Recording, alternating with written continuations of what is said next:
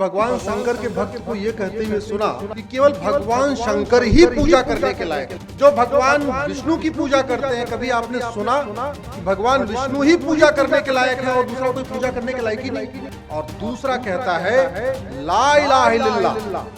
हिंदुस्तान में तमाम इस्लाम के ठेकेदार ऐसे हैं जो गैर मुसलमानों को काफिर बताते हैं, कहते हैं अल्लाह के अलावा कोई इबादत के लायक नहीं है। इसी महीने की शुरुआत में आरएसएस प्रमुख मोहन भागवत ने कहा था कि पूरी दुनिया में इस्लाम का आक्रमण हुआ था, स्पेन से लेकर मंगोलिया तक छा गया था। धीरे धीरे लोग जागे, उन्होंने आक्रमणकारियों को हराया तो इस्लाम अपने कार्य क्षेत्र में सिकुड़ कर रह गया। अब विदेशी तो यहाँ से चले गए, लेकिन इस्लाम की पूजा कहाँ सुरक्षित चलती है? यहीं सुरक्षित चलती है। कितने दिन हुए, कितने शतक हुए, लेकिन ये जीवन चल रहा है। लेकिन कभी हिंदू ने नहीं कहा कि सिर्फ भगवान ही पूजने के लायक है, कभी नहीं कहा। लेकिन हिंदुस्तान में आज भी वो मानसिकता जिंदा है जो सोचती है कि हमने इस देश पर राज किया था और आगे भी करेंगे। ऐसे लोगों को सुप्रीम कोर्ट के वरिष्ठ वकील अश्वनी उपाध्याय ने असल हकीकत दिखाने का काम किया है। नमस्कार, एनएमएफ न्यूज देख रहे हैं आप, मैं हूं आपके साथ अभिषेक पुंडीर। आजकल देश के हर हिस्से में हिंदू मुस्लिम को लेकर विवाद तेज है। इस बात में कोई शक नहीं कि देश के मुसलमान मानते हैं कि अल्लाह के अलावा कोई मानने लायक नहीं है। यही हाल कुछ हालेलुया वालों का भी है। पहले आप सुनिए अश्वनी उपाध्याय ने क्या कहा है, उसके बाद आपको आगे की कहानी बताऊंगा। भगवान शंकर के भक्त को यह कहते हुए सुना कि केवल भगवान शंकर ही पूजा करने के लायक है। सुना आपने? जो भगवान विष्णु की पूजा करते हैं, कभी आपने सुना कि भगवान विष्णु ही पूजा करने के लायक है और दूसरा कोई पूजा करने के लायक ही नहीं है? किसी राम भक्त को आपने सुना कि केवल राम की ही पूजा करो, राम के अलावा कोई पूजा करने के लायक नहीं है? तो भगवान विष्णु के भक्त नहीं कहते भगवान विष्णु ही पूजा के लायक हैं, भगवान शंकर के भक्त नहीं कहते भगवान शंकर ही पूजा के लायक हैं, भगवान कृष्ण के भक्त कभी ऐसी बात नहीं कहते, भगवान राम के भक्त कभी ऐसी बात नहीं कहते, भगवान महावीर को मानने वाले कभी जैन पंथ के लोग भी नहीं कहते, गुरु गोविंद सिंह को मानने वाले सिख पंथ वाले भी नहीं कहते केवल गुरु गोविंद सिंह की पूजा होनी चाहिए, केवल गुरुद्वारे में ही जाना चाहिए। लेकिन एक समुदाय कहता है केवल गॉड ही पूजा के लायक, और दूसरा कहता है ला इलाहा इल्लल्लाह, यानी केवल खुदा अल्लाह ही इबादत के लायक है। यह भारत की परंपरा है क्या? जब भारत की परंपरा सर्वधर्म संभाव की है और यहां का बहुसंख्यक समाज भारत में रहने वाला कभी यह नहीं कहता भगवान शंकर ही पूजा के लायक हैं, भगवान कृष्ण पूजा के लायक हैं, भगवान राम पूजा के लायक हैं, या भगवान हनुमान जी पूजा, केवल हनुमान जी की पूजा होनी चाहिए, केवल महावीर की पूजा होनी चाहिए, या केवल गौतम बुद्ध की पूजा होनी चाहिए। तो विदेशी पंथ को मानने वाले, जो भारत का पंथ नहीं है, विदेशी पंथ, वो कैसे कहते हैं कि केवल खुदा की ही इबादत होनी चाहिए? क्या यह भारतीय परंपरा, भारतीय ज्ञान विज्ञान, भारतीय रीति रिवाज के अनुकूल है क्या? जोर से बोलिए जरा, यह अनुकूल है क्या?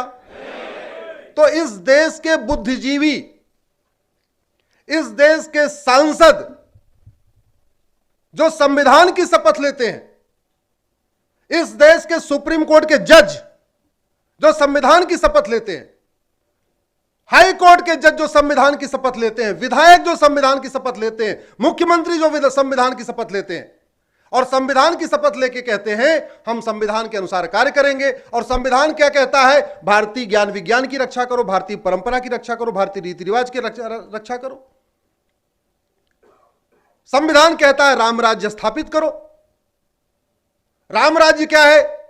धर्म की जय हो, अधर्म का नाश हो, प्राणियों में सद्भावना हो, विश्व का कल्याण हो। तो आपने सुना क्या कहा अश्वनी उपाध्याय ने। तो ऐसे में सवाल उठता है, जो लोग संविधान की शपथ लेकर अपने काम को शुरू करते हैं, वो लोग कहां हैं? क्यों नहीं सोचते संविधान के बारे में? क्यों देश में यूनिफॉर्म सिविल कोड को लागू नहीं होने दिया जाता, क्यों रोड़ा अटकाया जाता है, क्यों यूसीसी का नाम आते ही कुछ ठेकेदार चिल्लाने लगते हैं, क्यों इन लोगों को मिर्ची लगती है, क्यों संविधान के होते हुए देश में सरिया के हिसाब से रहने की जिद की जाती है, क्यों वो सांसद इन कानूनों को बदलने के बारे में नहीं सोचते जिन्हें इस काम के लिए ही संसद में भेजा गया है। अब तो संसद भवन भी नया बन गया, तो क्यों आज भी हम सैकड़ों साल पुराने कानूनों के सहारे चलते आ रहे हैं? क्यों उन जर्जर हो चुके कानूनों को बदल नहीं दिया जाता?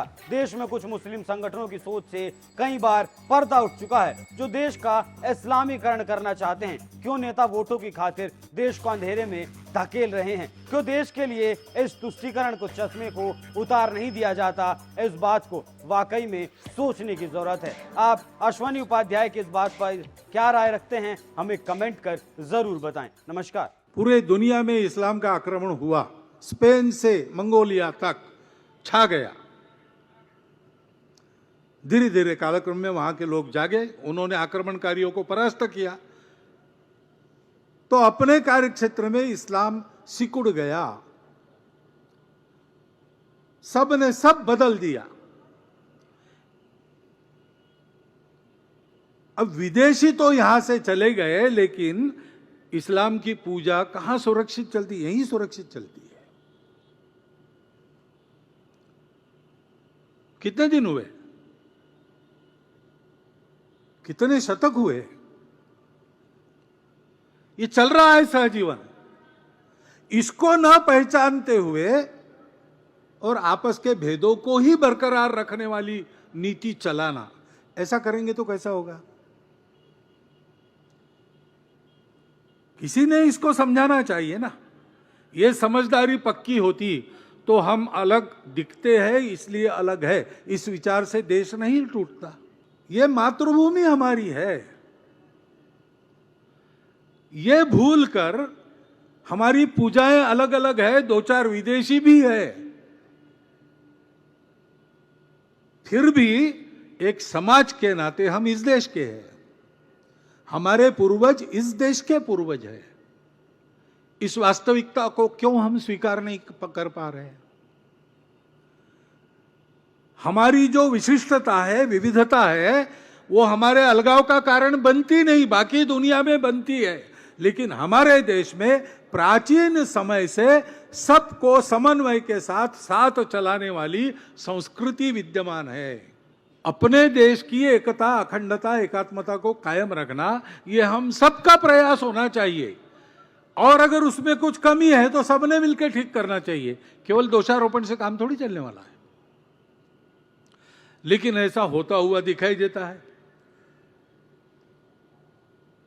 और दूसरी भी बात है कि थोड़ी बहुत हमारे मन में भी बीच के काल में जो भेद आए, जात पात के भेद आए,